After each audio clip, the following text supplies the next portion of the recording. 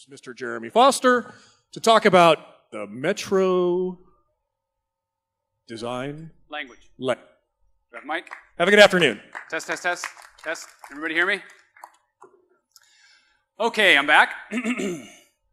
It's time to change your hat, though. I was thinking about actually bringing a developer hat, designer hat, but I figured I may have offended enough people with the t-shirt illustration already, so let's just say it's time to change our hats. It's time to take off your developer hat and put on your designer hat, because we're going to be talking about using the Metro Design Language, okay? We call it the Metro Design Language because it really is. It's a language in and of itself. Your application is developed in a programming language like C# or JavaScript, but it's designed in a design language. Okay, so when I say design, especially you guys being developers, I don't want you to just kind of tune out. I know it's a tendency of developers to just kind of throw up your hand and be like, that is somebody else's job. I am not a designer, right? Well, don't think just about graphic design. Think about graphic design, architectural design. Really, I want you to think about user experience design. Because, again, it is your job as the developer to make sure that the user has a delightful experience. That is the #1 metric in the success of your application. The user experience, all right? Now, it has never been advisable to jump right into application development without first going through a really deliberate and thorough design process. Now, with Metro applications, it's all the more critical. It's really important. In fact, a lot of Metro's power comes from the consistency of its design principles. Okay, so I'm going to show you 8 traits of a well-designed Metro application, and then I'm going to step you through the whole design scenario for an application called Food with Friends, an app that we're going to use to find what restaurants our friend wants to eat at tonight and suggest restaurants of our own. And then finally come to a conclusion as to where we want to eat. So these are, that's the wrong slide. Apologize. These are the 8 traits of a well-designed Metro application, okay? A well-designed Metro application, first of all, follows the Metro style design. That one's pretty encapsulating, and there's going to be a lot to it. We'll look at that soon. But your Metro style app should be fast and fluid. It should snap and scale beautifully. You want to make sure that you use the right contracts. You always want to make sure that you invest in a good tile, and you also use notifications to make your user feel connected and alive. You roam the user's preferences and the user's tasks even to the cloud. And finally, you embrace the Metro principles. Sounds a little bit heady, huh? A little bit theoretical? It kind of is, but we're going to get really practical today too, okay? So first we're going to look at Metro style design. Now, Metro style design is really all about content before Chrome. That's the underlying principle. But I need to unpack that for you. Content is the reason why your user actually downloaded your app in the first place. Content is the images, if it's a photo app, it's the people, if it's a social app, or it's the charts and numbers, if it's a financial app. All right, that's the content. Chrome is simply everything that's not content.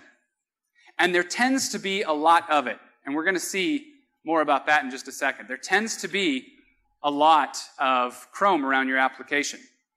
Now, the reason to show the user just content is to immerse them in that content. It's to make it so that that's the thing that they remember. And the reason to remove the Chrome is to minimize the distractions from them being immersed in that content. Now, our UX team did a really cool survey where they took a number of users that had experience with both traditional desktop-style apps and Metro-style apps, and they asked them to basically draw their experience in both of these platforms. And what you're looking at is basically what the users drew for the traditional desktop-style apps. And as you can see, it's a pretty accurate, literal representation of a desktop app as you and I know it today. We've got Windows, we've got the taskbar. But the thing I want you to note here is that what you're looking at is 100% Chrome. We have here means to open content, means to close content, means to scroll content. But all we have is Chrome. We have information about content. What we don't have here is content. So when those same users were asked to draw their experience with Metro-style applications, this is what they drew. And again, looks pretty literal. It looks a lot like the grid project template that I showed you earlier. The thing to note here is that what you're looking at is entirely content. We have the title of the application, that's important, and we have tiles that represent, again, the images or the people or the conversations. Whatever it is that is the core content of your application is what we have represented there. Now, there are a number of reasons why our applications end up with Chrome in them. And they tend to fall in these three categories: layout, interactions, and navigation. So layout means we're trying to separate bits of content from one another on the screen. The interesting thing about this one is if you look at a lot of traditional applications, including the newsreader that I'm going to show you soon, you'll find that the layout is usually trying to separate the content from some Chrome that we're using to browse the content or navigate the content or something like that. So actually, when you go to an immersive application, layout becomes much less necessary. You also get the entire screen to do your layout. You get edge to edge. Interactions are all the ways in which your user interacts with the information on the screen. So it's buttons, controls, things like that. And it's obviously really important to have interactions. Your user needs to interact, but it doesn't need to be extra Chrome. It doesn't need to be visible all the time. We also often have Chrome because of navigation. So we're giving the user sometimes significant portions of our screen real estate just to show them where they might go. Not where they are, but where they might go. And that's what we want to move away from. Now for layout, layout is all about space and typography. Actually, space and typography make up what we call the Metro silhouette. And we're going to talk a lot about the Metro silhouette in just a second. But space is the Metro way of doing layout by putting some breathing room in between bits of content or between the content and the edges of the screen. Breathing room's okay. And actually, since, again, we're recapturing so much space on our screen by going with the Metro design, we have more space to use. And the fact that we get to use that for some breathing room is excellent. We also vary our type size to give the user a little bit of not just information about where things belong on the page, but where they belong hierarchically, structurally. So different type sizes actually give us a lot of information. We also pan along a single axis to set the user's expectations and give them a consistent way of browsing through extra content. And we'll talk more about this Metro silhouette very soon. So what you're seeing here, actually, that other slide got replaced, so I'm going to go to it here. What you're seeing here is a traditional desktop application. And even if you haven't used this specific desktop application, it's going to probably look familiar to you because it looks a lot like many applications that you've used. Now notice that we have a lot of Chrome on this page. In fact, you guys know where the content itself is? That's like 25% of your screen at most that's dedicated to the content. This is the information about what the user is looking at right now, and we can only give them 20 or 25% of the screen for it. The rest of it is information about what they might do, where they might go, or what they might want to know, but not about their content.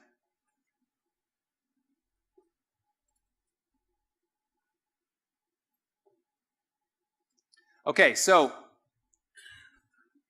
this is what happens when we modify this. We're going to evolve this into a Metro-style application, and I'm going to use this evolution of slides to show you, to illustrate what the change in layout actually does for us. So what we've done here is we've actually just removed the lines, flattened the palette a little bit, and made it look a little bit more like a Metro-style application. We basically upgraded the layout to be a little bit more Metro-style, but it's basically just an old application flattened. It's not Metro yet, so we need to keep going. So there we've taken another dramatic step.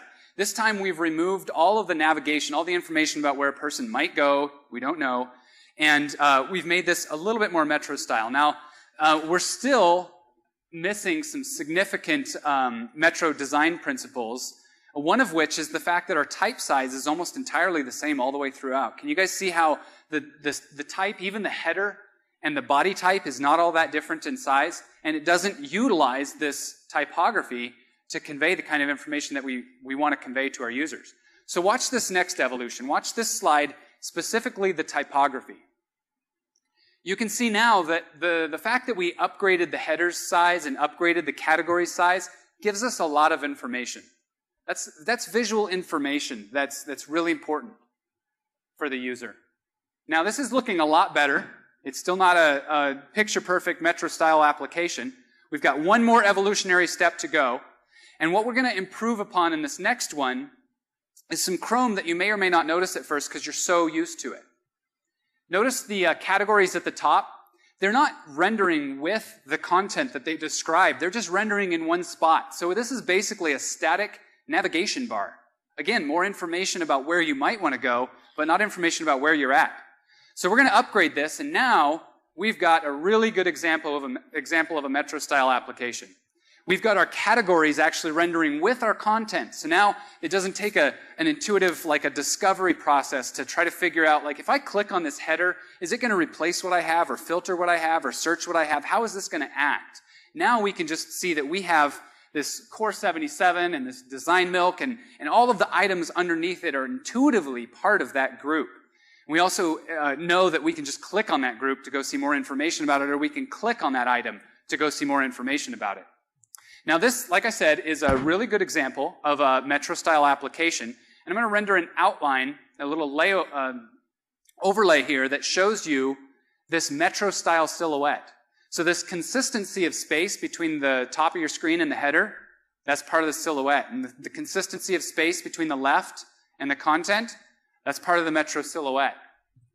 And you're going to see this characteristic in well-designed Metro applications. Also, the typography, the size of the header there, and as well as the placement, part of the Metro silhouette. Now, the Metro silhouette is described in a lot of detail online, and I actually want to take you there just to introduce you to the fact that this dev.windows.com is not just a good resource for developers, it's a good resource for designers as well. So if you go back, if you're a designer, or if you go back to your dev shop and you want to talk to a designer, tell them to go to design.windows.com. It's actually just a subset of dev.windows.com, but it lets them know that we're thinking about them, and it gets them right into the design process. Now, this page is actually a really helpful one, practically speaking, because you don't have the link. Just go to dev.windows.com or design.windows.com and search it for Silhouette, and you'll find this. But this is going to outline for us the way that Metro-style applications have a grid, and those grids have some real good definitions for some sizes and some spacing. So we actually have 20 pixel blocks that we call a unit, and we have 5 pixel blocks that we call a subunit. And we lay everything out according to these units and subunits so that we don't have to say things like 175 pixels or something like that. And these increments of 20 and 5 are really well engineered to work with screen scaling, so that when your user upgrades his laptop to another one that has higher resolution, the scaling of the screen looks good every time, because you've stuck with this unit and subunit principle. So there's a lot of information on here about the spacing of various things. The header is 5 units from the top. All content is 6 units from the bottom. We have spacing between items and their descriptors that are 2 units or 2 subunits. And then we have spacing between lists, and we also have spacing between sections on the page. So a lot of good information there about what spacing to use and when. Okay? So now here are 4 applications, all 4 of which I'm going to put this overlay on, so that you can see that all 4 of these applications implement the Metro silhouette, but they have their own personality, and that's what we want. This is not about conformance. This is about consistency and continuity with the Metro principles that are going to set the user's expectations, okay? This is a positive thing for you as developers. Don't think of this as a constraint.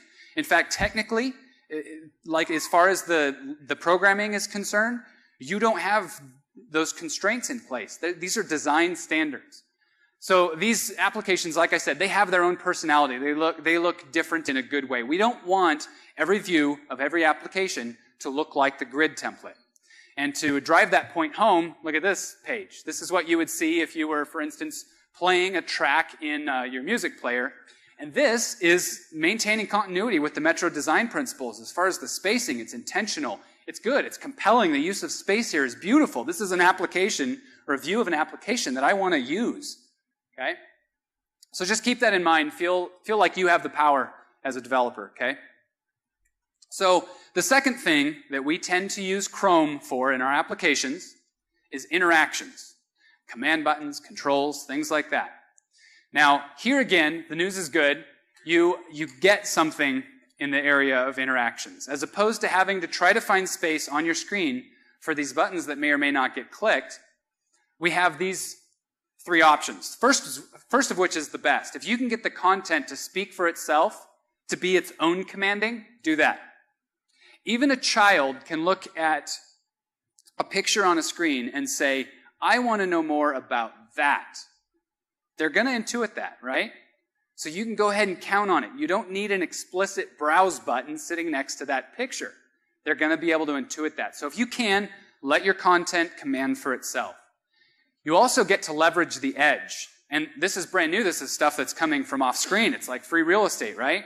If your application needs to do something, instead of showing that all the time, leave it on the app bar. When the user wants it, he'll bring it up. It's not only consistent, but it's also available for the user only when he commands. It's like he's requesting it. So he's happy about that, about not having to look at it every time. You also have the right edge. The system charms bar isn't just for system level things. It allows you to utilize it for your application. You can search your application. You can share items in your application. You can do all kinds of stuff like that by using that edge. So you get the edges. So leverage the edge. Sorry, I went too quick. Also, provide your commands contextually. We have things called flyouts, which are kind of like dialog boxes. And you can use flyouts. And the nice thing about flyouts is that they show up where they're supposed to show up, where the user was just taking action. So where the user is expecting to see them. Also, when you show error messages, make sure that you show the error messages in line. Not necessarily where the error occurred, but where the user needs to focus in order to resolve the error. So here's a good example of content that commands for itself. These are probably online shopping categories. And again, as a child, I know, hey, look at that. Holiday shopping, I want to know more about that. I touch it, I go to it. No need for an explicit browse button or anything like that. Let's look at the counter example. Here's a list of products, nondescript products, just generic. Now, you might look at that and say, okay, there's buttons on each of those. For each of those, I could like them, or I could email them, or I could download them. So that's okay. You can figure out how that works, but there's a couple problems with it. First of all, it's visual noise. This Chrome is distracting from what this screen is actually showing, a list of products. And if you show this as just a list of products, it's all the more beautiful because it's just a list of products, okay? These images can be compelling and we want them to speak for themselves. So notice I changed it to conform to the design principle that I can select two of these products and then I can choose on my app bar from these contextual commands. These commands, I think it was mentioned before, show up on the left side of the screen because they pertain to something that the user selected. In a second, I'll show you an example of some global commands. So here, we're back to our newsreader application, and we're going to leverage the edge, okay? There's something in this newsreader application that we want to do, and we don't have a button for it. We want to refresh it, or we want to add a feed to our newsreader. So boom, we bring up the application bar. These buttons are rendered on the right side because they're global. They don't refer to just a specific news item. They're global to the application. So we show them on the right. Okay? You've leveraged the edge. Now I want to share a news article or I want to search for news articles. Boom, I swipe from the right. I've got my charms and I can do that. This is stuff that I didn't have to put on the screen and distract the user with because I could just put it there. These are flyouts. Flyouts are great for transient contextual data because, first of all, they're really easy to dismiss. We don't demand that the user respond with an acknowledgement or a dismissal of this dialog box before we let them go on. These are, in fact, what we call, in the Metro design language, a light dismiss. Meaning that if the user just clicks outside of the screen or touches outside of the screen, it goes away. So we're not demanding an answer. Subsequently, there's not usually a cancel button in them. Dialog boxes usually have cancel buttons, but flyouts don't usually need cancel buttons because they're light dismiss. And again, the nice thing about them is that they show up where the user would expect. He just clicked add. We want to ask him what category. We show a flyout right there next to the category. And then error messages. We want error messages to, we don't want to reserve space on the screen for error messages. I'm thinking about like, a lot of traditional desktop applications that have a status bar. This is like reserved space. Like I'm going to take up some of your real estate just in case I need to show something in there for you to look at.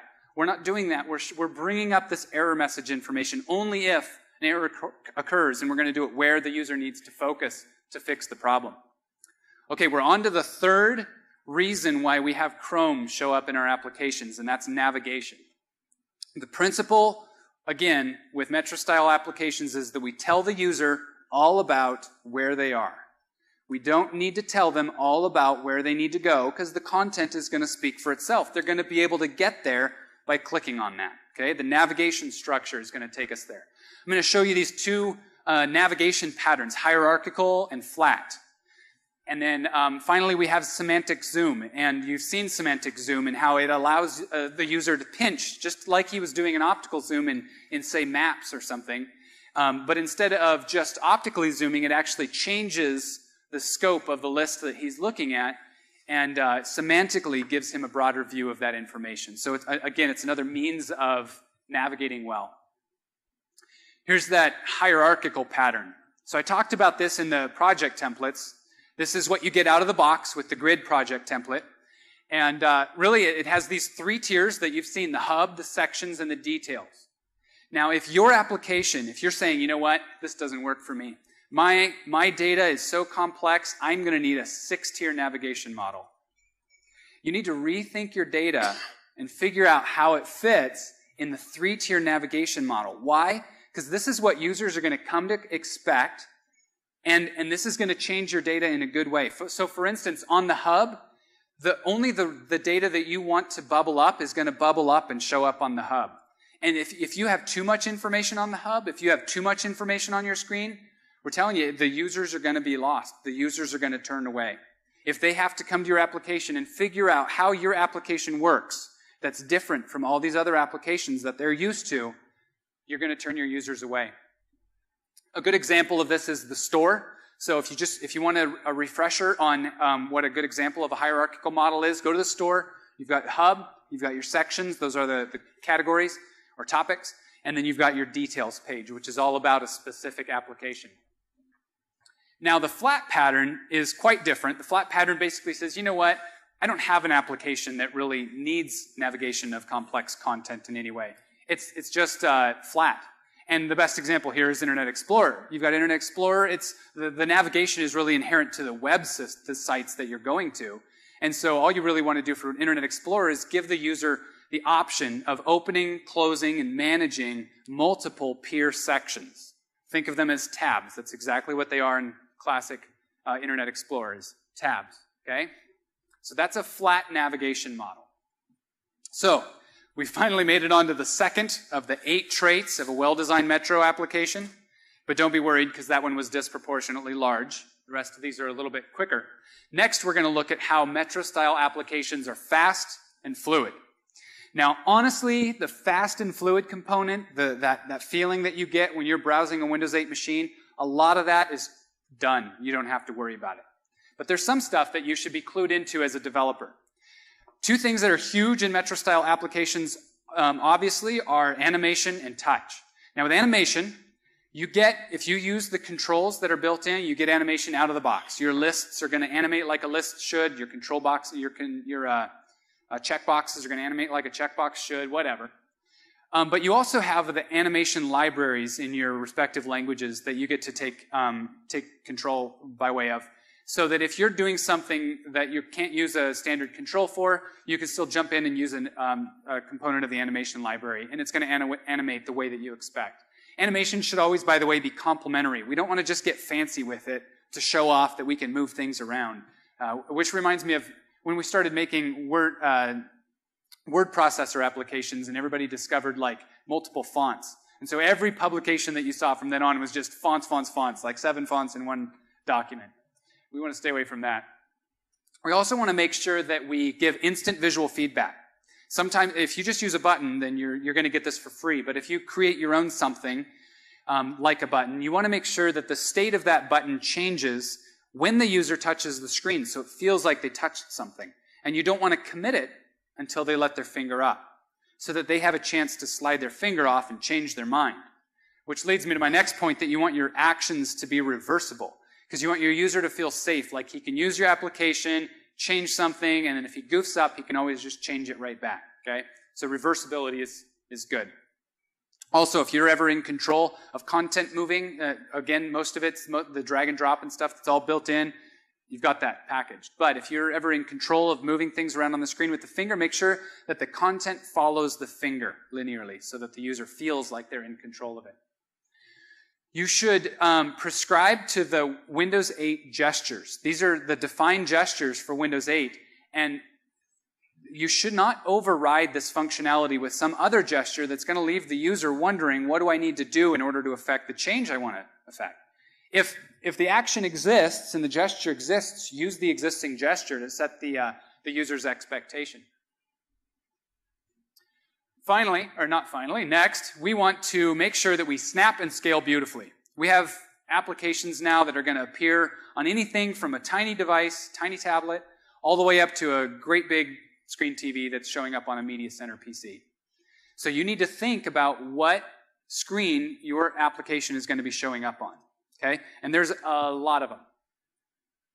Now, really, your application content is going to be probably of one of two types. Either it's adaptive, meaning that you want it to adapt to the size of the screen, or it's fixed, meaning that it basically just needs to scale up.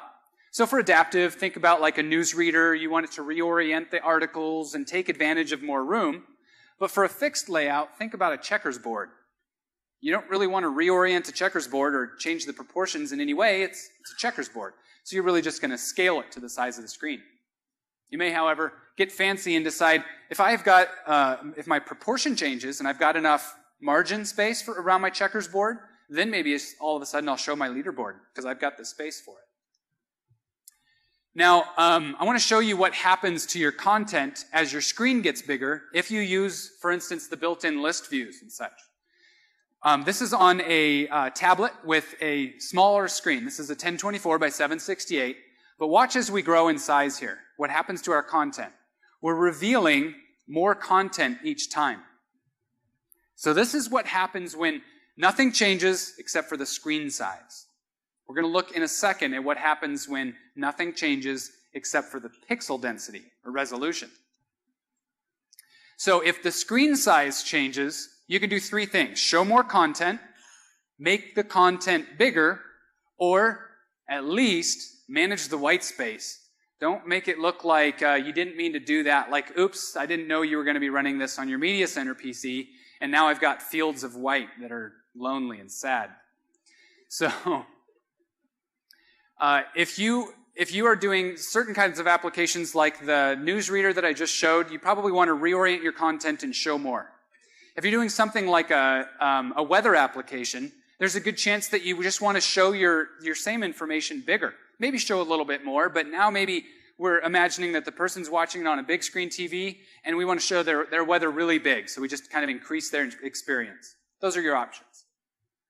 So here's as you're actually laying this out and thinking about the elements on the page, a page like this is the second tier in the grid application.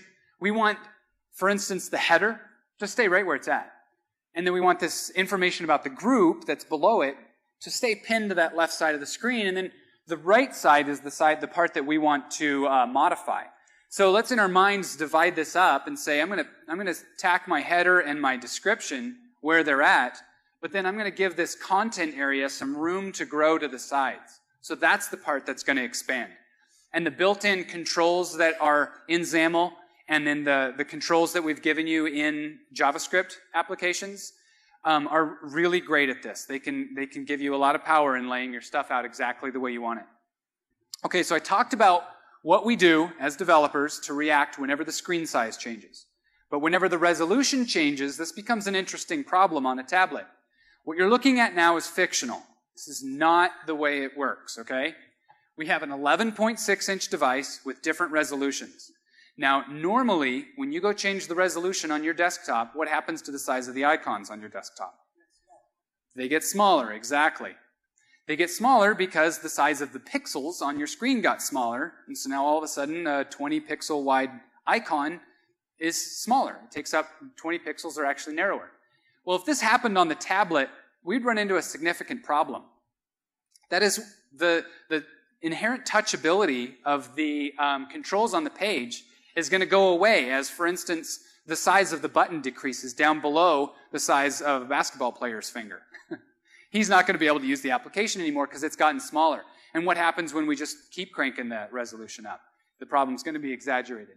So what we do instead, Windows 8 scales your application automatically.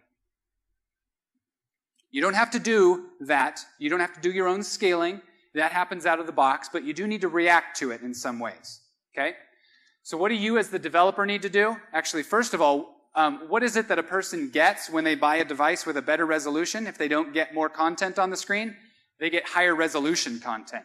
So this might be a little bit difficult to read, but you can see that, I think you can see that in the circle on the right, you get higher quality content whenever the user's resolution is higher, not necessarily more content.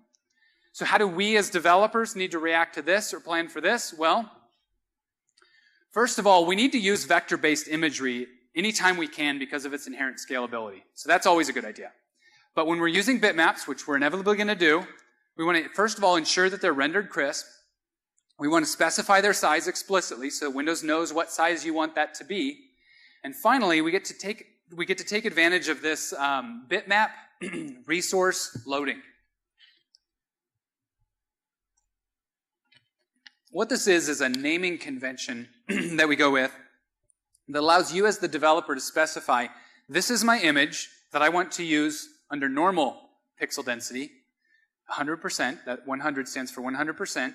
This is the image I want to use whenever the pixel density is at 140%, and then here at 180%. And Windows chooses these automatically, and it grabs that image, and it uses the correct image, and renders that for you on the screen. Okay? That's nice. It's work done for you. Okay, now as far as the states that your application can appear in Windows, it can appear in full, it's taking up the whole thing. It can appear in fill, or it can appear in snapped. Then the user can rotate their device and it can appear in portrait.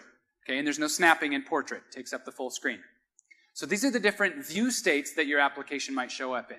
Now, keep in mind, these are not optional. Okay?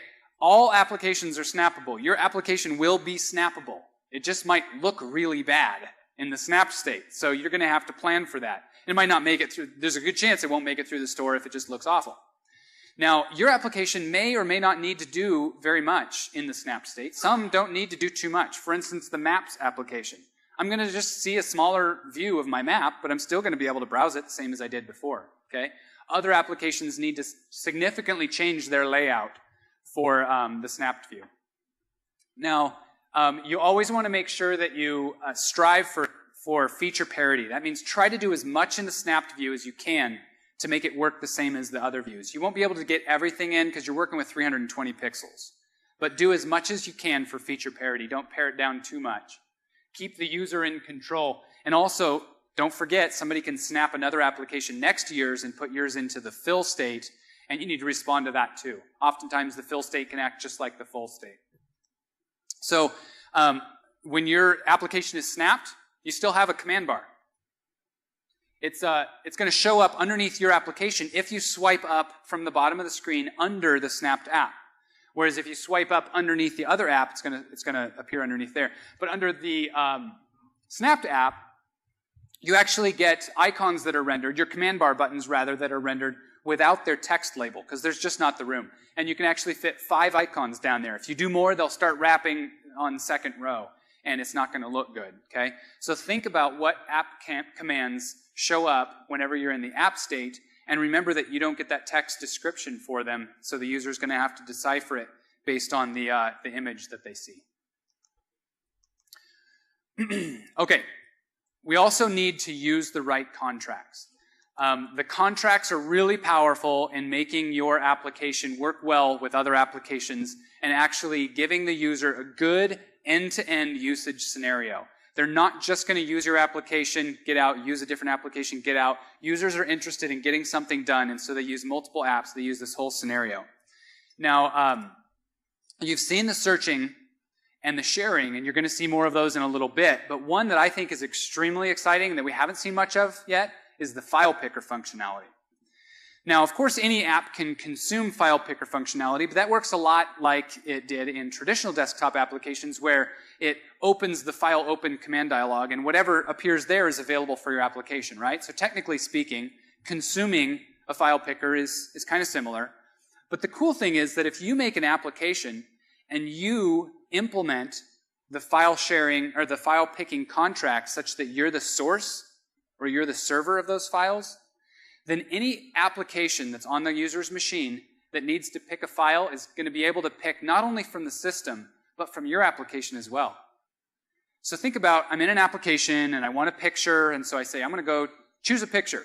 And it opens my file picker and it allows me to choose a picture from the system, or from my SkyDrive, or from Facebook. Well, what about when the next, Picture Wizard 2014 comes out? It's going to implement the file picture wizard, and all of a sudden, your application is going to be able to pick files from Picture Wizard 2014, even though you've never even heard of the program yet. So that's cool. That's the power of contracts, is that you don't have to know anything about the other application to all of a sudden have this functionality. Have you guys seen on websites how we have share with Twitter, share with Facebook, share with this, share with that? Oh, a new one's here. Now I got to go redesign my website and add this one. No more of that. All you have to know is about the sharing contract or about the file picker contract, and all of a sudden you get all those for free. Application settings are another contract that you should definitely implement. You want to make sure that you invest in a great tile. This is another of the 8 traits of a well-designed Metro-style application. The tile is the front door to your application. You're not just informing your user, you're inviting them into your application so that they'll use it, so that they'll love it, so that they'll pay for it, right? So the tile is really important. You want your tiles to be constantly active, pictures changing, so that you're getting that user to that information to the user and they're feeling connected and alive through the tile. And so that they're feeling like clicking on your application because, hey, I've got 2 more whatever. I want to go in there and I want to see them. Besides the primary tile, you also have the ability to do secondary tiles. So it's like a side door. So let's say, for instance, you have a weather application and you want to give people the ability to not only link to your weather application and enter it the normal way, but you also want to give them the ability to pin a secondary tile that is weather in a different location. Now all of a sudden you have 2 doors on their start menu to invite them into your application, to use it, to love it, to pay for it. You also want to make sure that you keep the user feeling like he's connected and alive. This basically means the right information comes to the user, is updated, animated on the screen, and he feels like this is an organic system that he's interacting with. You want the user to feel like he's interacting with his information. That's really important. The way that we do this primarily is through notifications. Notifications use the same template behind the scenes for you as developers as do the tiles. So you get a lot of power over what you actually pack into those. And you want to make sure that you bring the user information that he elects, but not information that's going to annoy him, because you want him to feel like he's the one that's in control and he's the one that's choosing what he sees. Make sure that you roam to the cloud. You want to roam not just your user's preferences, but also their tasks. I'll give you some examples. First of all, their preferences.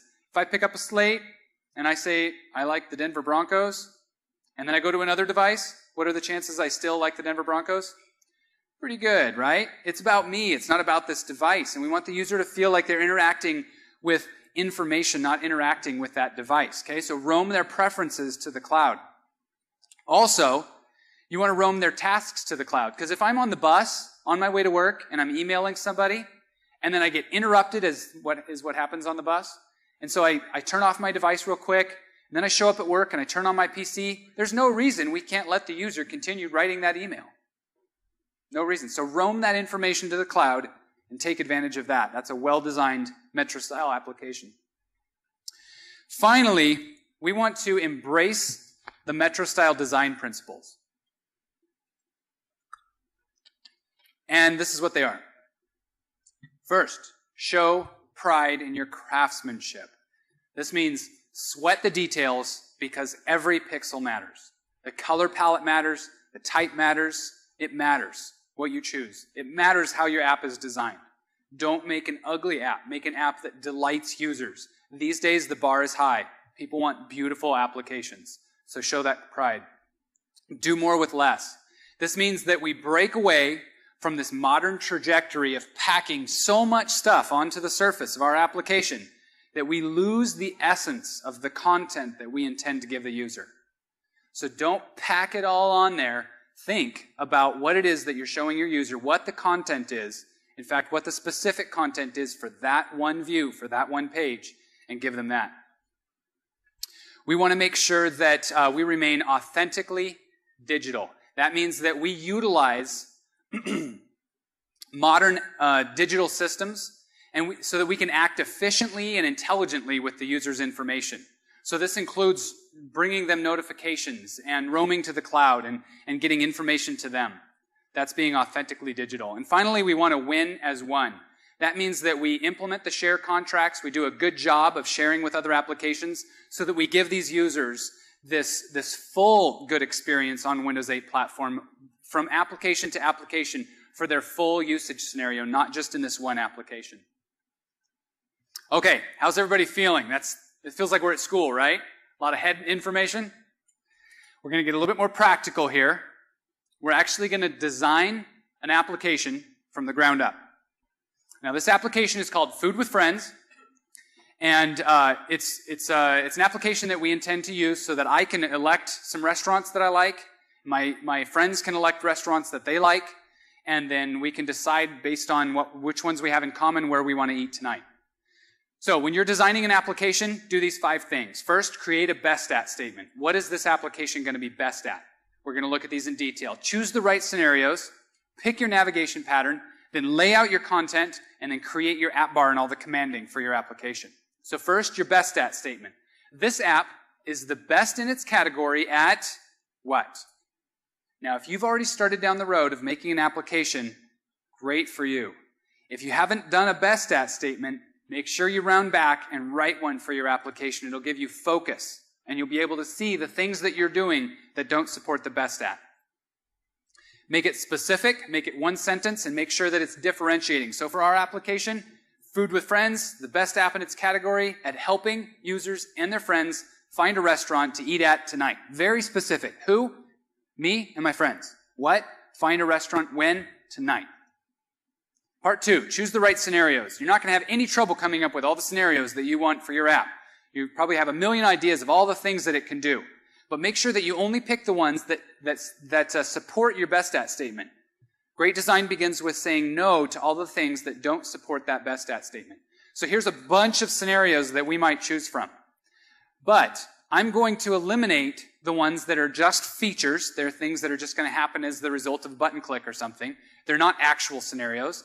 And then I'm going to remove the scenarios that don't tie into my best at statement. And I'm going to end up with a relatively small list of scenarios. These are the few things that my app is going to do and do well. So I have my best at statement, and I have my 3 scenarios. Find restaurants that my friends want to eat at. Find restaurants that I want to eat at. And finally, make dinner plans for tonight with my friends. Pick a navigation pattern. This one's obviously going to be the hierarchical pattern because it's got a lot of content, and we need that vertical. We need that component. We need to be able to browse through the information. Finally, part 4, we need to lay out our content. And in this case, we're going to be, since we're choosing the hierarchical pattern, we're going to lay out our hub. Now, keep in mind that the app is the hub. The hub is the app. When a user sees your hub, they should have a broad view of your entire application from end to end. They don't see all the details necessarily, but they see a broad view of everything that your application has to offer. The sections at the second level, those are tailored for their content. And you want to make sure that you're constantly bubbling up information to the hub so that when I come, for instance, in Food with Friends to the restaurant section in my hub, I should see, hey, there's a new restaurant that just showed up on the scene. I might want to try that one. So let's walk through this application layout. Starting with the basic grid application. The first thing that we're going to do looks small, but it actually represents a lot of work. We picked a title, and we picked our sections. These sections mirror the scenarios that you chose for your application. So this is food with friends, and we have a section for tonight, a section for our friends' wish lists, and then we have a section for my wish list, and a section for all restaurants. All right? Those sections mirror the scenarios that your application is going to be good at. Now we're going to start designing this. Now first, we lay out the tonight section, and we decide that we're going to lay this out. This is a little bit of a design decision. We're going to lay this out a little bit like a chat, because this is real active, real dynamic, real immediate, and this is me and my friends deciding where we're going to eat tonight.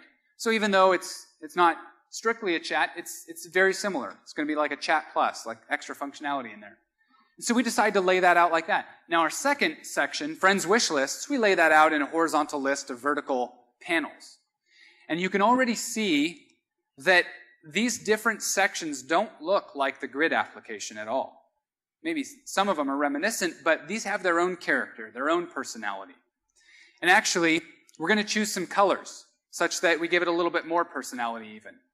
And we add a picture in the background of some pasta that makes it feel like a food application. So we've gotten real customized here. We've gotten an application that feels good, it feels right, it feels like a food application. Now, how does that fit into the navigation structure? That was the hub. We just did the hub, that's the top. Now we need to take each of those sections and bring those down to the next level. Now this is not a panoramic like the hub where you browse all the different sections. This is one at a time. You go to one or the other of these sections. Because remember, we need the space to show an exhaustive list of all of the items that might show up in that section.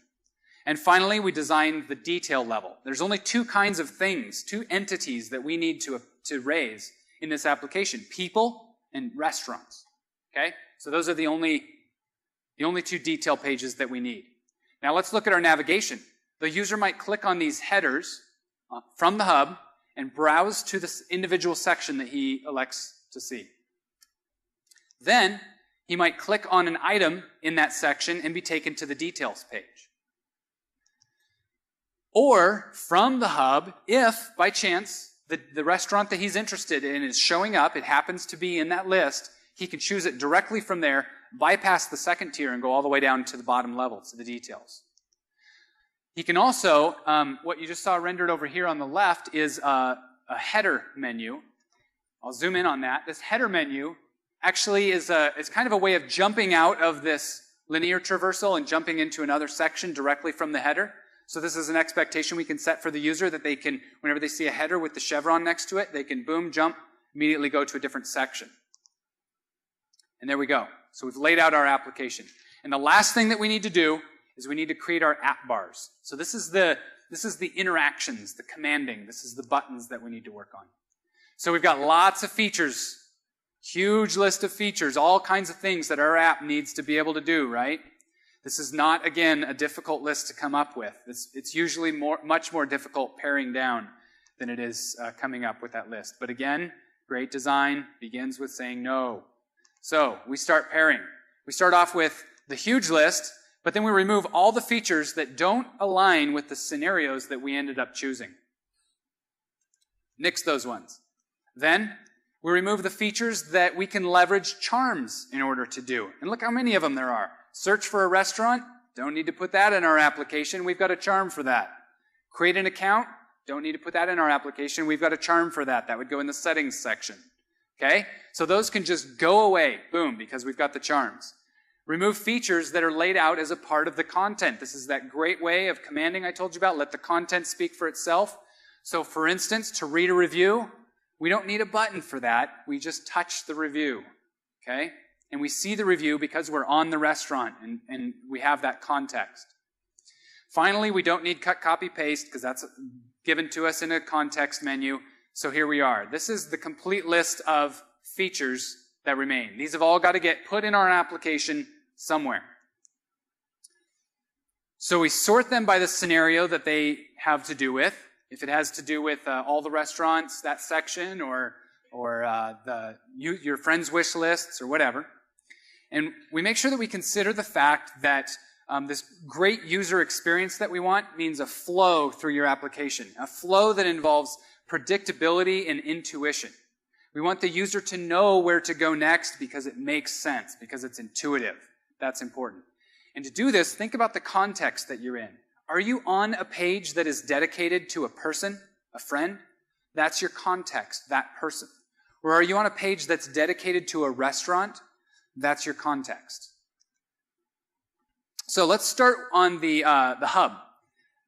And there are two features that we need to drop into here. New plan and vote on a suggestion, which is only going to show up when we have a selection.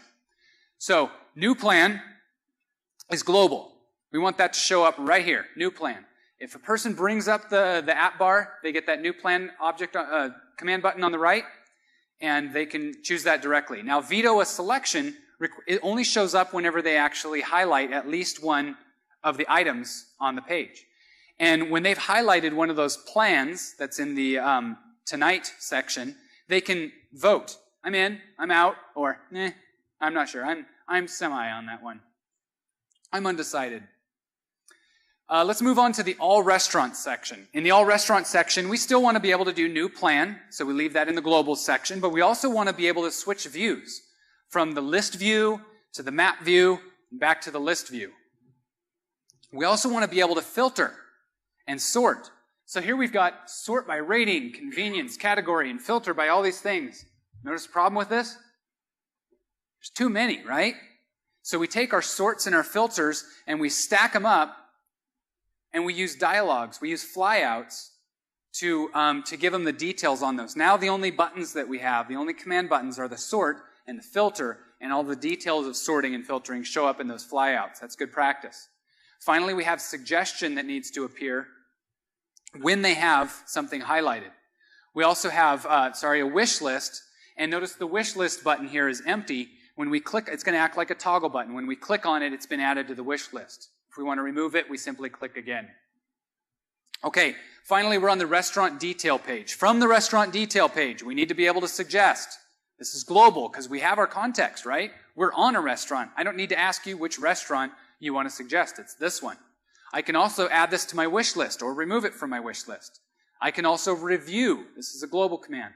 I can also vote in, veto, or meh. So there you have it.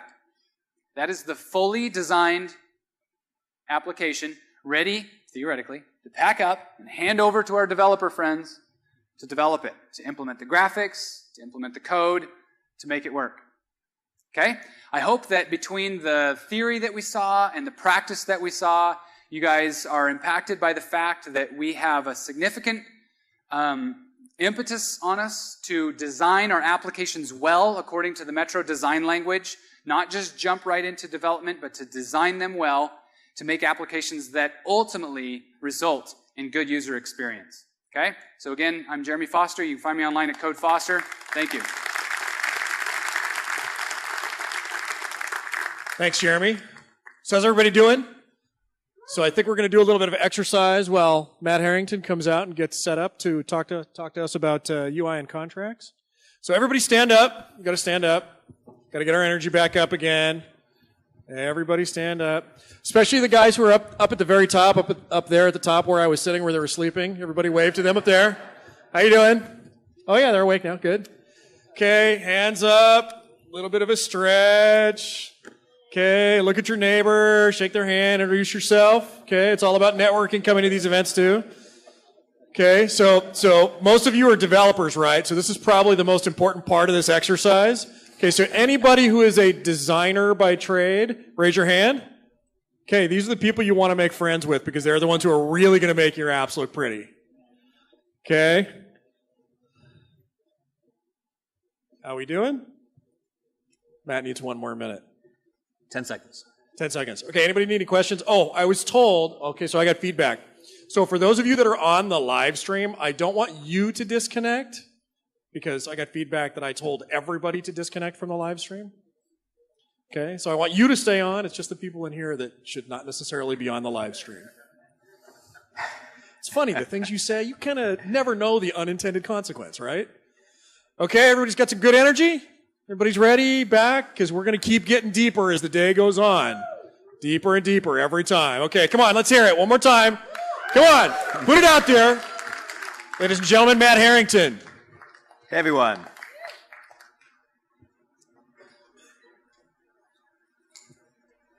Great. My name is Matt Harrington. This section is going to be mildly interactive if you want it to be. You don't have to play along if you don't want to. You're not going to miss out on anything.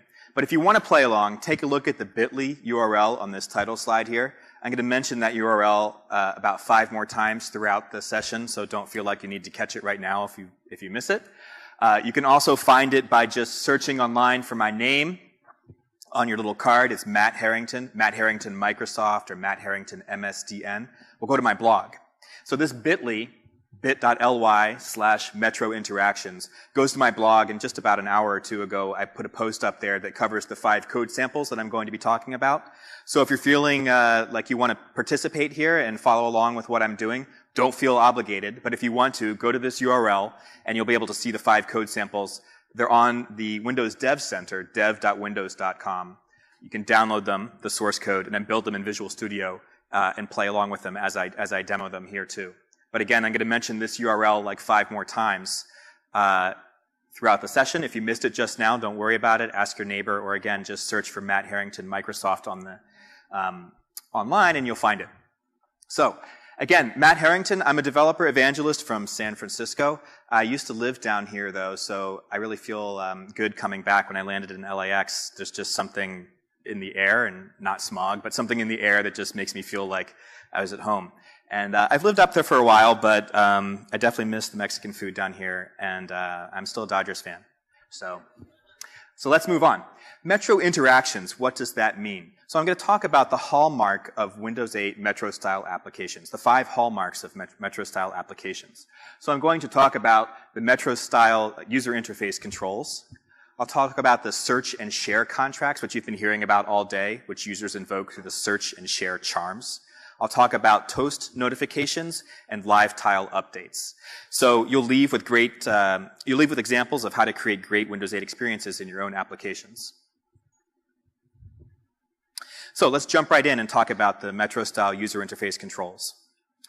So if you take a look at this screen here, you'll see what we call the everyday widgets. So the user interface controls that you'll probably be using in all of the applications that you build. And starting in the upper left, there's a button. Just scrolling through the first column there, there's checkbox, combo box, date picker. Earlier, someone asked me at the device bar if Windows 8 had a date picker control. There's proof that it does. I tried convincing them that it does, and there's the proof right there. In the middle column, you'll see list box and a couple of progress options. And on the right, in the upper right corner, you'll see a ratings control. In the lower right corner, you'll see a toggle switch, which I'll actually show you how to code up. It's really dead simple. So you'll notice that right out of the box, you get the Metro-style look and feel with these controls if you use the everyday controls. So they use the font that's very common in Windows 8 and Windows Phone for that matter. It's called Seago. And they're also optimized for touch. Of course, they support keyboard and mouse. You can run Windows 8 on your desktop or your laptop machine that doesn't have touch just fine. But if you had touch, these controls are optimized for touch. And by that, I mean the padding and margin around all of these controls is big enough so that your finger can actually touch these things and you don't have to tap on something small like you would with a mouse. So that's what I mean by they're optimized for touch. And then they also have the Metro-style animations, which really make these user interface controls come to life. So just take a look at the button in the upper left corner, and you can see that's the same button control. It's the same button element, but styled in 3 different ways. So the one on the left is a back button, in the middle there's a submit button, and on the right there's an OK button. Right out of the box, that's what you get. Now here are the exact same controls, but styled completely differently. So I just, in the last slide, talked about the button in the upper left. That's that same button in the upper left, but the buttons look very different. So I'll go back to this slide. These are the styles that you get out of the box. You can make your own custom styles. So on the left, underneath button there, you can see a play button. It's a metallic looking play button. In the middle there's a button that says schedule, and on the right there's a button that says login. So the idea here is don't feel constrained to the look and feel of these controls that you get right out of the box. Don't feel like you need to make your own controls if you can find something that we do that's almost what you want, but differs in style, because you can make up your own styles. So if you're a JavaScript and HTML5 person, you just style these controls with CSS3, like you would be doing on the web. Or if you're a XAML person, you would just style them with XAML styles. Really, really simple. And so there's some pretty clever uses of styles here. Below that, that's a checkbox, and that is a red heart and a black heart for like and dislike, for example. The date picker has the background color changed. The progress bars also have background images added. In the upper right corner, there's a ratings control, and it's been changed from stars on the previous slide to hot chili peppers here, maybe indicating spiciness or something like that. The slider control is completely different here, maybe for some sort of audio application. And in the lower right is our friend the toggle switch, which I'll be showing you how to code up on the next screen here. The point here is that you're not limited by the styles that you get out of the box. So as you've been hearing throughout the day, there are parallel paths for development through Windows 8. You can go down the XAML path if you're a Silverlight or WPF developer. This is going to be very, very familiar to you. It's just XAML. Or if you come from the web world, you can use what you know already with JavaScript and HTML5. The same things are available in both worlds. So on the right side of the screen, you'll see this toggle switch that I've been mentioning. Very simple toggle switch that says Wi-Fi networking on or off when you click it. On the left side of the screen is the code that you'll actually write to write that toggle. You'll see 4 lines of XAML there, or actually we could compress it to 3 lines if we had the closing brace put on the 3rd line. So we simply create a toggle switch control, and then there are 2 properties assigned to this control. Header equals a string, that's just Wi-Fi networking in this case, and then we assign a unique ID, or use xname, and give this control a unique ID, a unique name of my toggle. On the last line in the screen, you'll see a line from the C# code behind file. So if you're a XAML developer, this is going to be really, really familiar to you. You have one file that has your XAML in it, the markup for your user interface, and you have another file which is the code behind in C# or VB.NET or something like this.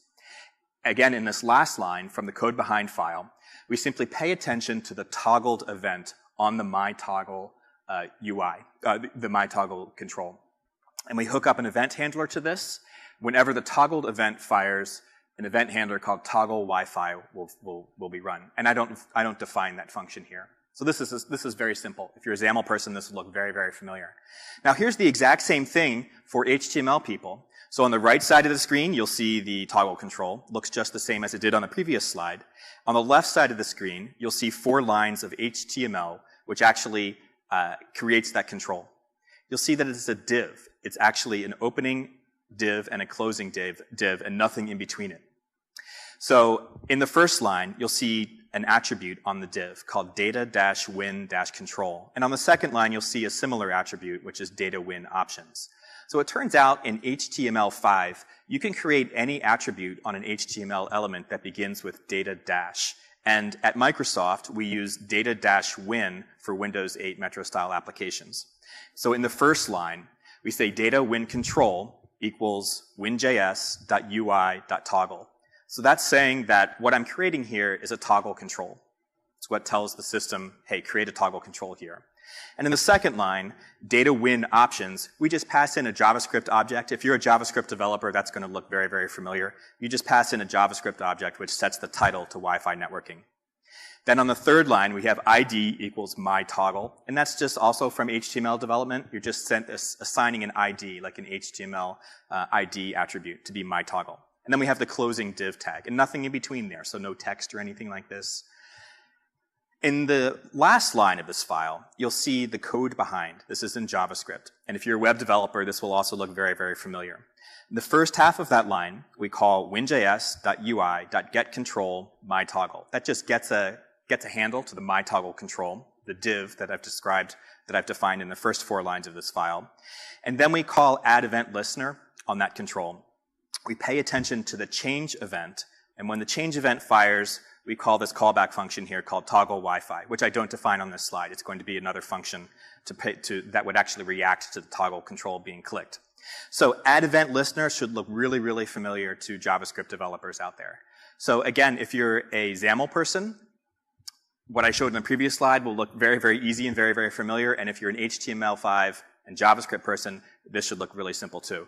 So this is as simple as it gets for doing Windows 8 applications. So the format of this talk is going to be a couple of PowerPoint slides kind of setting up something, and then I'm going to drop into Visual Studio and play around with some code samples that are on this bit.ly link, which goes to my blog, which in turn goes to the Windows Dev Center, where you can download these exact samples that I'm going to be running here.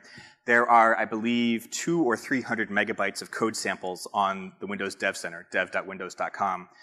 You really should download the entire pack. Not here today on our Wi-Fi because it would be a lot for everyone in the room to do that. But when you get home, I would download that entire sample pack. Again, it's 200 or 300 megabytes, and just go through them and just see some things that you like. Kick the tires on this kind of stuff. Look at the source code, and then just cut and paste that source code into your own applications. We won't mind, really. So bit.ly/Metro Interactions.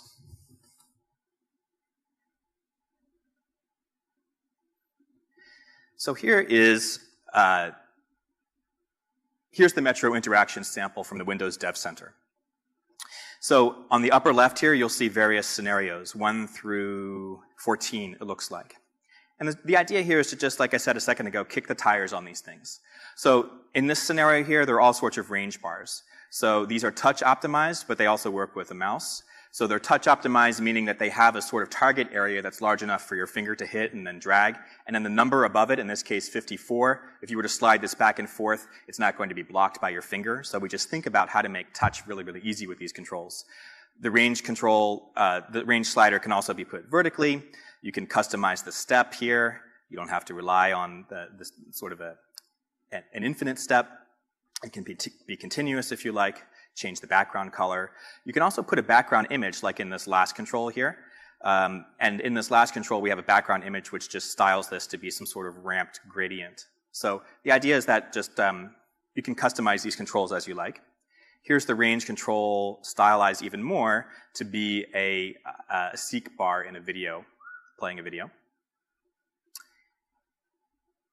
Again, they're optimized for touch. And I believe the device I'm using right now is not a 10-point multi-touch system, but if I had a 10-point laptop here and I had 10 fingers, I could grab all 10 of these graphic equalizer sliders here and move them up and down. There are various progress bars. You can see them here, all sorts of animations. There's a file download example. Here's our old friend, the button. Submit buttons, you can style the background colors and things like this. You can change the image to look like a back button instead of a submit button. Checkboxes have some interesting stuff. You can turn this into a like and dislike, or neutral, if you like. So again, yeah, broken heart. So again, it would be great if you downloaded this later on and just kick the tires with it. Now earlier, you heard about hitting Alt F4 to just quit out of these applications. So if you've been using Visual Studio for years like I have, you're very used to hitting F5, running your application, and then hitting the Xbox to close your application, and it dumps back to Visual Studio and closes the debugger. Well, since we emphasize full screen applications in Windows 8 here, it's a little bit tricky because there's no X to dismiss it. So you can hit Alt F4. You can also hit Windows key D, and it goes back to the desktop. What I find myself doing all the time, and I just want to pass off this tip to you, it's not like a state secret or anything like that. You just go to the upper left corner here, and then you click, and that brings you back to the previously running application, and then I just hit stop. So I find that that's easiest. Otherwise, there might be multiple steps to sort of drop back to the desktop, then find Visual Studio, then quit the debugger, and then find the source code that you're looking at. So again, you can download this application and take a look at the source code yourself. Now earlier, you learned about the DOM Explorer if you are a JavaScript and HTML5 developer. So while this app was running, you could use the DOM Explorer feature in Visual Studio to move your mouse over and select an element, and then it would highlight that code in Visual Studio here, and you could see exactly how to code it up yourself. So take a look at the default.html and all the JavaScript for the code behind on this example, and cut and paste it to your heart's delight. Okay, those were everyday widgets, the Metro style UI controls. So moving on to point 2 now, we're going to talk about the search contract. So here's what happens when a user invokes the search contract through the search charm. And again, the way that you would get to this would be swiping in with your thumb from the right on a touch device, or you could hold down the Windows key and hit C to invoke the charms, for example, or you could activate it with the mouse also.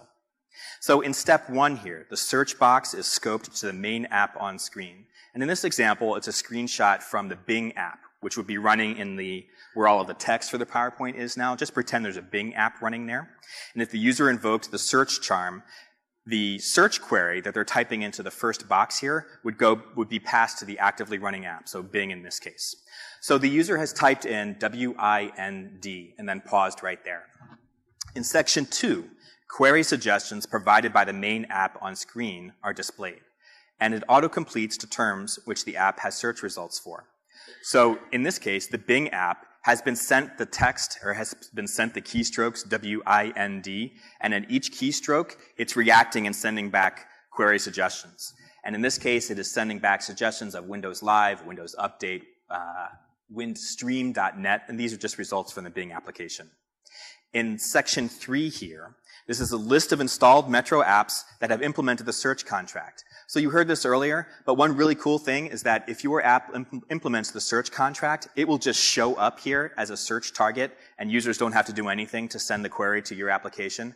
Again, if your application supports the search contract, when your app is installed from the Windows Store, Windows will actually figure out a way to display this application there. Very, very cool stuff. So what happens after that? What happens when a query is submitted? So on the left here, you'll see 2 scenarios. The user either enters a query and then hits search, or the user selects a query suggestion. So they type in a query, hit search, or they type in part of a query, suggestions come back, and then they say, oh, that's the one that I'm searching for, and they click on that. After that, your app is activated for search. So your app is launched with a special flag that says, a user is invoking this application for search. There are many other ways to invoke an application too. You could simply go to the start screen, hit a tile there, and launch the application. You're not invoking the application for search in that case. You could also invoke an application for share, which I'm going to talk about in the next section. Also, the application could be activated as being coming back from being suspended. So there are all of these sort of system events that your application can pay attention to. And the one for search is that your application is activated for search.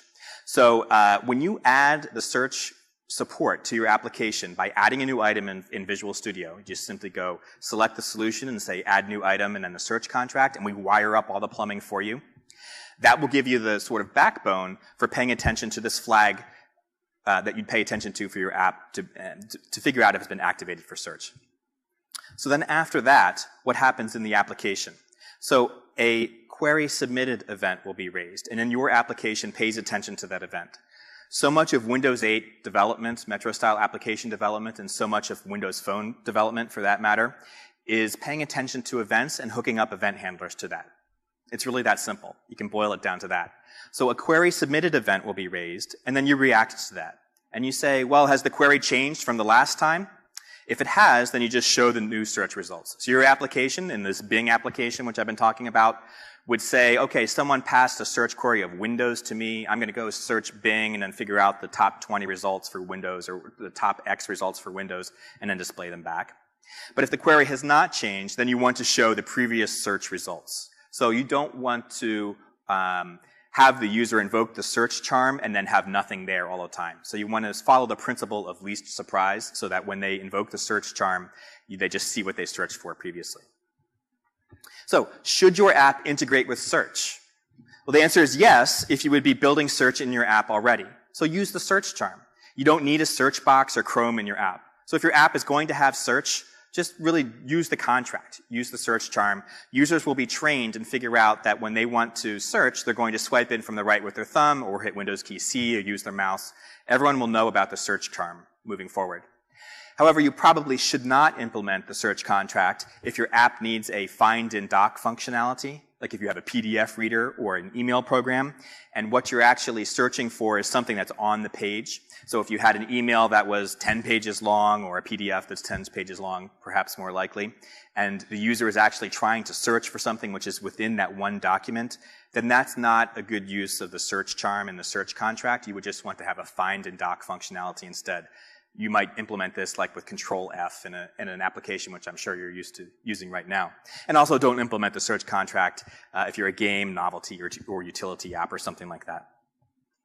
So now again, I'm going to pop back into Visual Studio and show you a code sample from the Windows Dev Center. Here's the bit.ly link if you wanted to follow along or look at this later, bit.ly/Metro Interactions.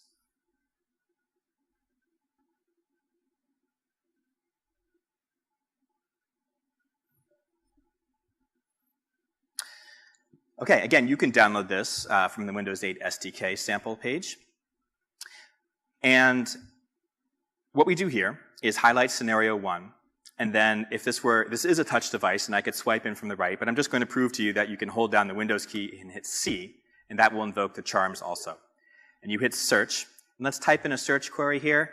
Let's type in where we are, our venue. Club Nokia.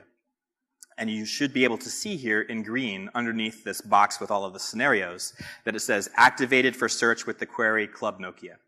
So what I entered into the search box in the upper right-hand corner was passed over to the application. The app was activated with a flag that says, hey, someone's trying to search you, and then it pays attention to the search query and figures out what to do. So that you can get fancier with this. You can provide suggestions from an app-defined list. So in this case, let's type in the letter C here. And in this case, the sample application has a big list hard-coded into it, which is a list of the world's cities. I've typed in the letter C here. The first entry is Club Nokia, which I just searched for, so it's showing a previous search result. And then there are cities like Cairo, Chongqing, Chennai, and Cape Town. So again, there's a predefined list in the application that's being sent back. So the application is being launched with a flag that says, hey, someone's trying to search, and the application is sending back these search results. It doesn't have to, in scenario 3 here, you don't only have to use the Roman alphabet. You can use East Asian languages if you wish. There can be suggestions provided by Windows, from an open search engine, or from any sort of service that's providing XML. So you should download that search sample, go to bit.ly/Metro Interactions. You'll see the source code.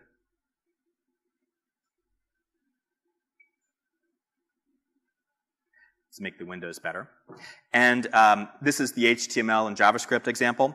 And you should be able to just follow along here and see, okay, well, here's divs that are creating these controls, and here's program.js, which is going to be the meat of the application that's responding to all. I think there were 5 scenarios in this example. And this should be very, very easy to follow along with. So that was a search demo.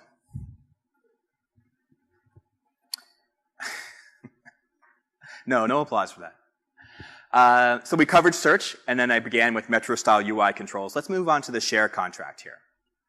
So there are 2 types. The share contract has 2 parts to it. There's a share source and a share target. So some apps will be sources of sharing. Some apps will be targets of sharing. So a share source might be just about any application out there that has data to share. So you can imagine a photo application or let's say a news reading application, an RSS reader, and it has the day's news or something like this. And if a user wanted to email an article that they just read to a friend, they could mark that application as saying, this is something I want to share. Then they invoke the share contract, and then all sorts of applications that are share targets would be listed there. So with search, there's really only one kind of application that implements the search contract. With share, there are 2, share source and share target. So let's talk about share source. There are things to consider as a share source app. You want to listen for and handle a share event in order to participate. Like I mentioned a few minutes ago, so much of Windows 8 application development and Windows Phone application development is paying attention to events with event handlers. So in this case, there's a share event that you want to pay attention to. So out of the box, Windows 8 will support standard formats such as plain text, rich text, HTML, URIs, images, and files. We make it very, very easy to share these things because that's going to cover much of the things that users would want to share. However, you can also create a custom data package. So don't feel like you're only limited to these things like plain text, HTML, URIs, and things like this. You can create your own data package, your own payload to share. So imagine a book. Imagine you had 3 different kinds of applications to share books. You had an application for libraries to organize a book collection. You had an application for users to read ebooks, like a Kindle app or a Barnes & Noble Nook app or something like this. And then imagine you had a 3rd category of apps that were like e-commerce apps for buying books from Barnes & Noble or Amazon or wherever. Now, as long as all 3 of these applications agree on what a book is, they can share a book back and forth between all of these applications, and they don't need to know anything at all about each other. So down the road, 5 years from now, perhaps someone writes another ebook reader. As long as they implement the share contract for the book payload, for the book data package, which everyone has agreed upon, they'll be able to to participate in this. And when I show some code samples, you'll see this. So the share source is trivially easy to set up. So really, there's no excuse for not doing it. And you can do share source for simple text with the code that's on the screen here. So this is JavaScript, but of course you can do this in the .NET world too, or C++ for that matter. In the very first line, you'll notice a line of JavaScript that creates a handle to the Data Transfer Manager object. It calls into the Windows runtime. The second line of code here begins with Windows with a capital W and ends in an S, Windows, plural. So this is not window, singular, with a lowercase w, which is the JavaScript global object. So Windows, capital W with an S at the end, is how you call into the Windows runtime. So we are simply creating a handle, like I said, for a data transfer manager. And then after that, we're going to create an event listener to be called on to fill out the data package. So we add an event listener. So this should be very, very familiar to JavaScript developers. And there's a very similar way to do this in C# or Visual Basic. We pay attention to the data requested event, and then we call this anonymous callback function here. You could name this function if you wanted, but it's very common in the JavaScript world to use anonymous functions like this one here. We fill in the data package with what to share. Underneath that, you'll see a line that says var request equals e.request. So we're simply pulling the request out of the event arguments that are passed in, out of the event that's passed in. And then we set a title, description, and the actual text to share as being plain strings there. It's really that simple. Then, if a user invokes the share charm, this text will be sent to them. Let's see a demo of that. Again, I think this is the third time I've mentioned this URL, bit.ly/metro interactions.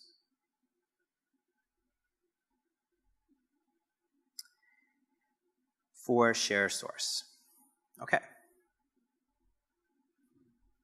So again, the Windows SDK has all of these samples in here, and on the left there'll be various scenarios. So these are very common scenarios for share source. Let's just choose scenario number 1 here for share text. We have 3 lines here for the things that we're actually sharing. So when we click set here, that will set that stuff for sharing. I hit the Windows key C, and I invoke share. And I hit mail here. And you can see that the mail application, a share target application, has been sent the data from the application on the left. And if you were able to read this text here, you would see that it's the text that's been sent on the left here. So trivially easy to implement the share source example for text. And when I go back to the share contract here, you'll see that only the mail application is listed here. So this machine right here does not have a lot of apps on it. We've set this one up for today, and we've kind of made it pristine. But in the future, when many applications are installed and many applications know how to be share targets for plain text, they would be listed here also. So there's a WordPress application, for example, which you could set up to blog if someone wanted to blog some text or something like that. You can also share a link. You can share images. You can share files. You can do operations before sharing. So in this example, it shows you how you can delay rendering of files until someone wants to share it. So again, the share event will be raised, and then you pay attention to that. You share the data, but you can also do other things during that event handler, such as imagine you had a photo application which had lots and lots of large images, and if they're going to be shared in a mail application, they would have to be downsized, and imagine that that's computationally expensive. So you would only want to sort of downsize an image to be small enough to mail if someone actually wanted to mail that application. The point is that the share event fires, you can do that sort of computation then and actually then send the data out to be shared. Of course, HTML content can be shared, and this is the one that I like showing here. Scenario 7, custom data. So, like I mentioned earlier, out of the box, Windows 8 supports sharing plain text, HTML, URIs, and things like that. Or you can create a custom data package. And here is a custom data package called a book. In this case, it's a JavaScript example, and this is a very simple JavaScript object. It mentions the type of the object, which in this case is a book, and then there are all sorts of properties. So, sticking with the book analogy, imagine if one person writing a book app said, well, my idea of a book is the following. I'm going to say there's an author and a title. And what if someone else in a different part of the world decided, well, my book application is going to have properties of writer and title. Like imagine there's another part of the world where they say writer instead of author. Could happen. So those two applications couldn't talk to each other unless they agreed what a book is. And luckily, there's a website called schema.org, which doesn't have anything to do with Microsoft, that defines what all of these entities are out there. And so we've all agreed upon, like the community has agreed what a book is. And if you go to that site, schema.org/book with a capital B, you'll be able to see what the community has decided a book is. And they've decided that the properties should be the name, the format, the author, the number of pages, and things like that. So the point being here, you can make your applications very rich if you implement a custom data package, but really try to pick a data package that everyone else has already agreed upon, because all of these apps work together as one and win as one.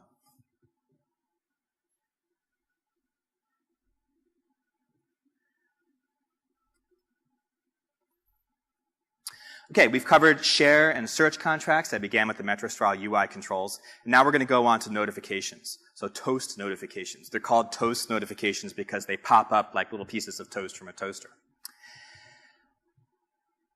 Let's talk about an overview of toast notifications. I know you've heard some of this before, but it bears repeating. So toast notifications deliver transient messages outside the context of the application.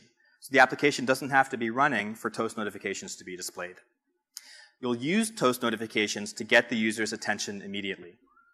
You have some message you want to pass to the user, send them a toast.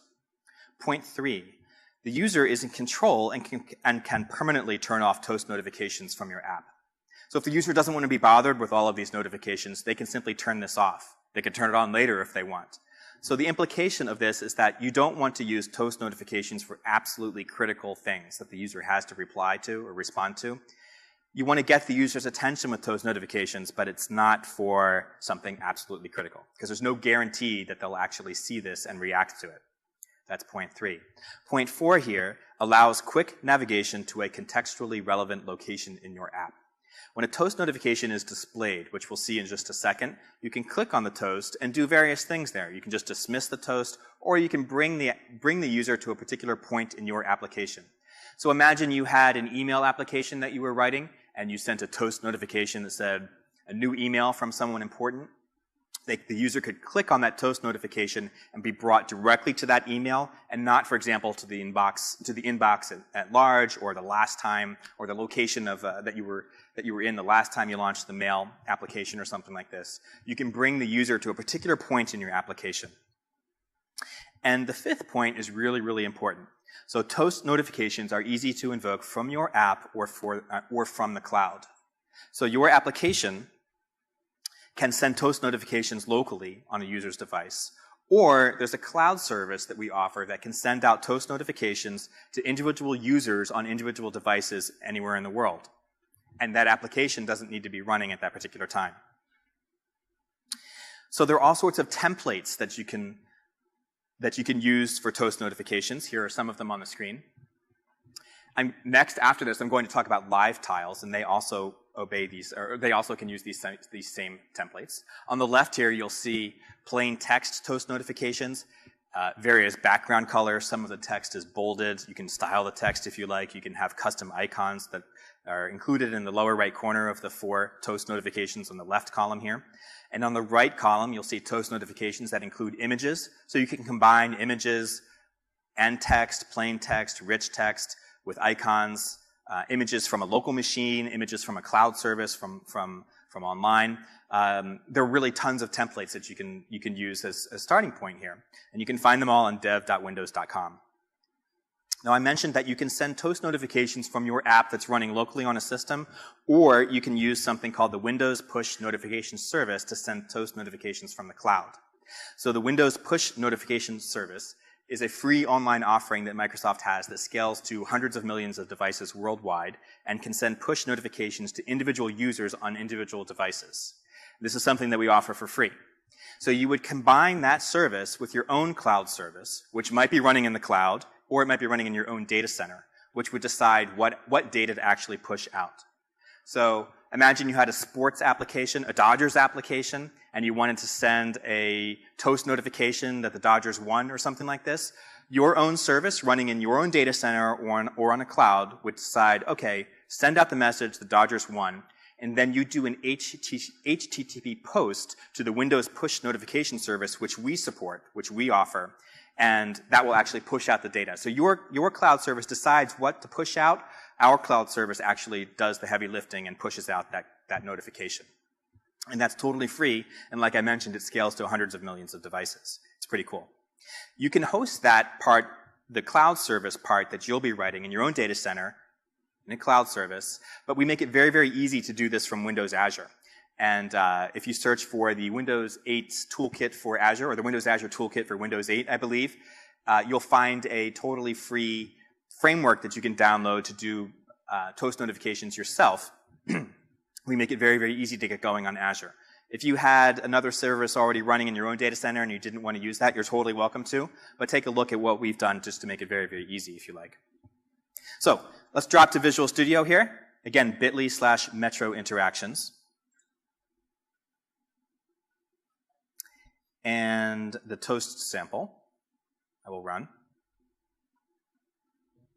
So let's pause for a minute here while this toast sample is sitting here. And I'd like to remind you about why toasts are important. So when a user dismisses an application and it goes into the background, or it appears to go in the background, it actually is not using any system resources. So the processes and threads are not being scheduled by the kernel. It's not doing any I/O unless you've arranged to complete a long-running download or something like this. You can do certain things in the background, like play music and things like that. But in general, when your application is suspended, it's going in the background and occupying memory so that someone can reactivate that application very, very quickly.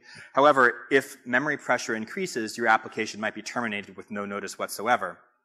The idea here is that we want to make the battery life really, really great. We want to make the user experience really, really great. And however, we don't want to have applications that just, people want to do things in the background. So the point I'm getting at here is that toasts are very, very important because they give the illusion of an application running in the background and doing something. You can send out toasts from the cloud or from your own application. You can schedule them to be delayed until a future time, things like this. It invites people to come back to your application and gives the illusion of it running in the background when your application is not actually consuming any system resources. So in this toast sample, let's highlight scenario number 1 and just start clicking some of these toasts. And you can see that the toasts are displayed in the upper right corner here. These are pretty basic toasts, just plain text. You can have bold text on multiple lines, various formats of toasts there.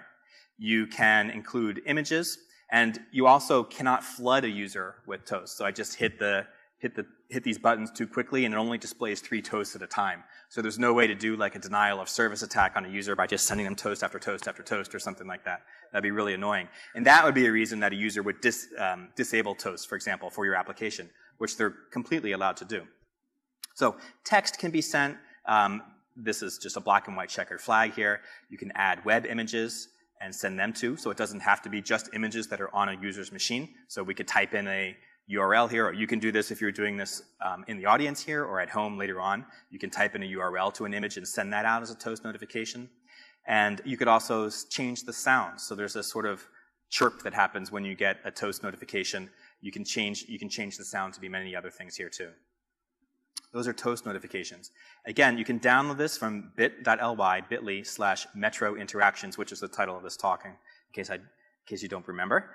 And take a look at the source code for it yourself. Cut and paste the source code that you see. And you don't have to spend a whole lot of time learning how to do this because we've done a lot of it for you. So just take a look at all of this stuff here. Cut and paste it into your application. So those were toast notifications. So now let's talk about live tiles. So toast notifications go hand in hand with live tiles. So they both give the illusion of your application running in the background. So you'll want to make your app alive with activity using tiles and notifications. Here's a really engaging start screen. So this person has put a lot of effort into customizing their start screen, and they've made it very, very personal to them. Let's walk through some of the live tiles here. In the upper left, you'll see a photograph, possibly of the daughter of the person whose start screen this is. Below that, you'll see a photograph on the left and then 4 smaller photographs on the right. So don't feel like you're limited to just one giant photograph. There are all sorts of collages of photographs that you can put together, collages of images that you can put together by looking at the templates which are in the Windows Dev Center. And below that is an image with some text below it. There's a surfer, and then below that there's text that reads, "First ever surfboard kickflip recorded in Santa Cruz." Also take a look at the lower right-hand corner of these live tiles here, and you'll see glyphs and numbers. So you can send a glyph or number up to 99 as a live tile notification to users. And in the right, you'll see icons for the application. So these live tiles can be animated there. So I hope everyone just paid attention as I was going through that, and I'll do that one more time. So there's, 5 live tiles there that were just animated. So you can go back and forth between a full screen image and text. And again, there are lots of templates here, and these animations are called peaks. So think of a way to make your application alive with activity.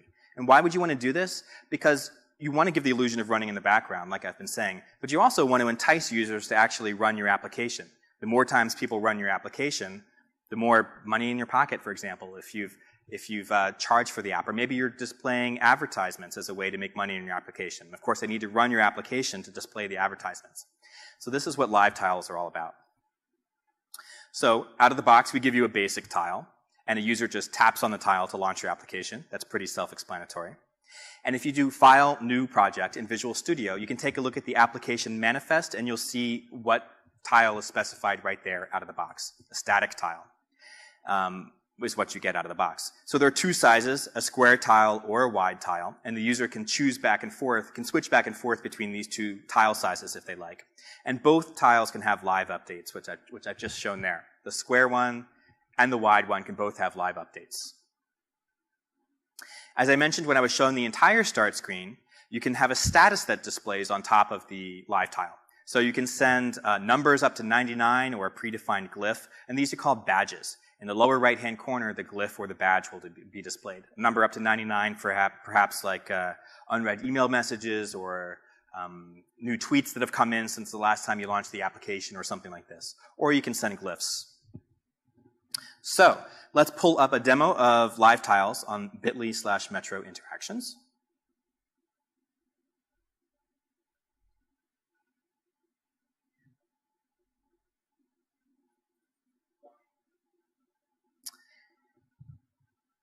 Right.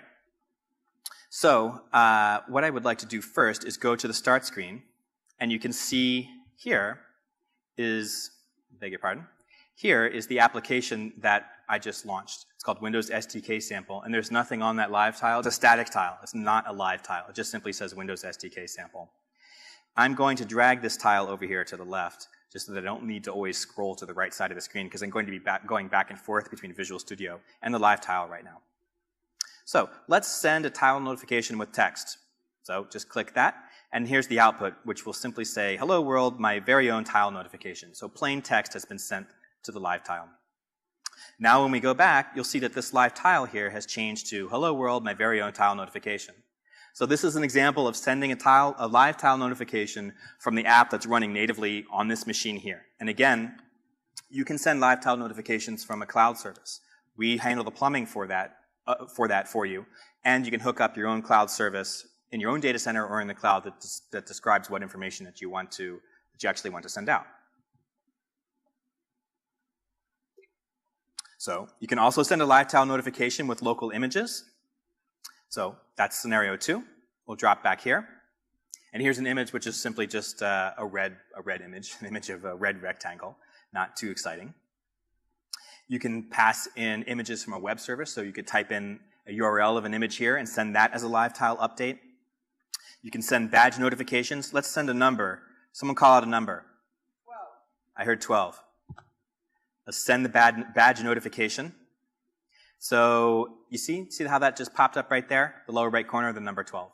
So you can, again, send this from the application running on your system here, or you can do it from a cloud service. There are lots and lots of templates, like I've been mentioning, excuse me, for live tile notifications or for Toast notifications, which I covered in the previous section. Lots of them. So you'll find these on the Windows Dev Center. You can just scroll through them. There's like 3 or 4 different screenfuls of these templates right here. You can cycle through notifications if you like. You can also send a notification that will expire. So imagine you had an e-commerce application and you wanted to send a live tile notification to a user that offered them a coupon, but only for a day or something like this. Like today only 10% off at some restaurant or something like that. You could send out a live tile notification, and on their start screen, they would see a message that said, hey, 10% off today, and then they would click your application and run it and get the coupon and go out and shop there. But you don't want that coupon to be there forever. You would say expire in 24 hours or something like this. So this is a way to give notifications to users besides just putting them in, sending messages in their inbox. So I probably, like many people in the audience, use a lot of those daily deal websites, and they're sending you email all the time, and it really there's a lot of them, right? A lot of these come, and I don't read them all. But I'm always looking at my start screen, for example. So if I had a daily deal application that could send out an interesting daily deal, I would see it right away. And somehow I feel like that's less of a burden for me to get over and to find out what the daily deal is, besides launching a mail application and reading an email there, for example. But you might want to have it expire. You can send images, and these can be localized for various parts of the world. So you don't just want to send out English, for example, although that will reach a lot of people. Maybe you want to do something in Latin America and send out Spanish or Portuguese or something like that. So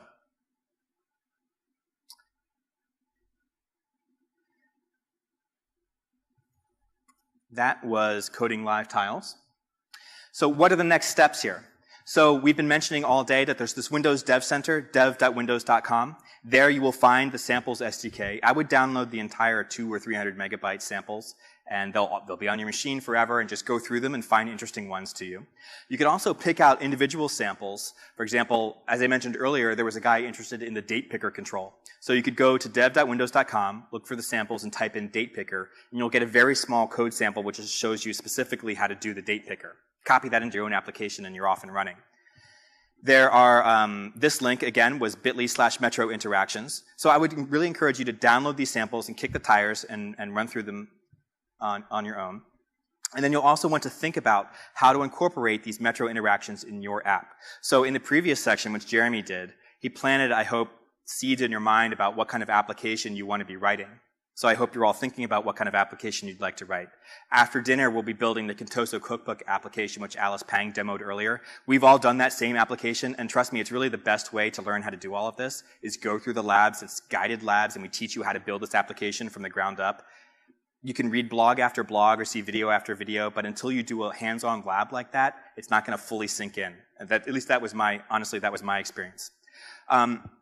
So I hope you have an idea for an application. The next step would be to think about how to incorporate these Metro interactions into your application. Search, share, the UI controls, live tile updates, and toast notifications, because these are the hallmarks of Windows 8 Metro style applications, and these are the things that set our platform apart from everyone else's. So you want your applications to not run as silos, you want your applications to talk to each other. You want your applications to be search targets, because people will be searching all along, all the time, and you might as well get that traffic. So with that, I pass it back to Scott for a quick announcement, and thanks for your attention.